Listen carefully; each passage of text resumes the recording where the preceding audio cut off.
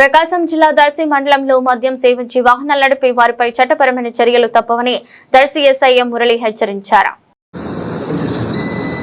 అందరికీ నమస్కారం. నేను దర్శి ఎస్ఐ మురళి ఎస్ఐ మాట్లాడుతున్నాను. మీకు అందరికీ ఇంతకుముందు చెప్పినట్లుగానే ఎవరైతే మద్యం సేవించి వాహనాలు నడుపుతారో వాళ్ళందరి మీద కఠిన చర్యలు తీసుకుంటామని చెప్పి ఇదివరకే చాలాసార్లు చెప్పడమైంది.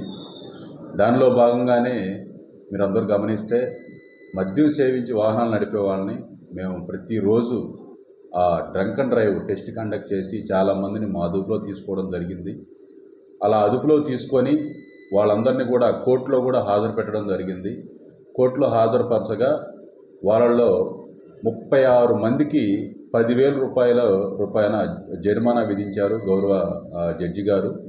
అలాగే 17 మందికి జైలు శిక్ష విధించడమైంది. వారం రోజుల పాటు జైలు శిక్ష విధించడమైంది. వాళ్ళందరూ కూడా ప్రజెంటు మన సబ్ జైల్లో ఉన్నారు, దర్శి సబ్ జైల్లో.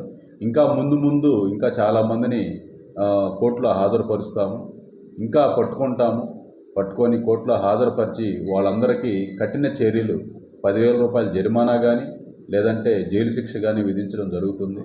కాబట్టి మీరందరూ గమనించాలి, 2 నెలల కాలంలోనే 17 మంది జైలుకు పోయారనంటే దీని మీద మేము ఎంత కఠినంగా చర్యలు తీసుకుంటున్నాం అనేది మీరు అందరూ అర్థం చేసుకోవాలి.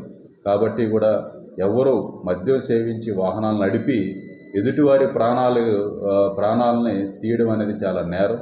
కాబట్టి మద్యం సేవించి ఎవరు వాహనాలు నడపొద్దు. ఇది దయచేసి గమనించండి. ఒక్కసారి మీ మీద కేసు రిజిస్టర్ అయ్యి జైలుకు పోయేస్తే ఆ మచ్చ అనేది, ఆ రికార్డ్ అనేది, ఆ నేర చరిత్ర అనేది ఎప్పటికీ మీ జీవితాంతం ఉంటుంది. కాబట్టి దయచేసి కూడా ఇది గమనించి ఎవరు కూడా మద్యం సేవించి వాహనాలు నడపొద్దు.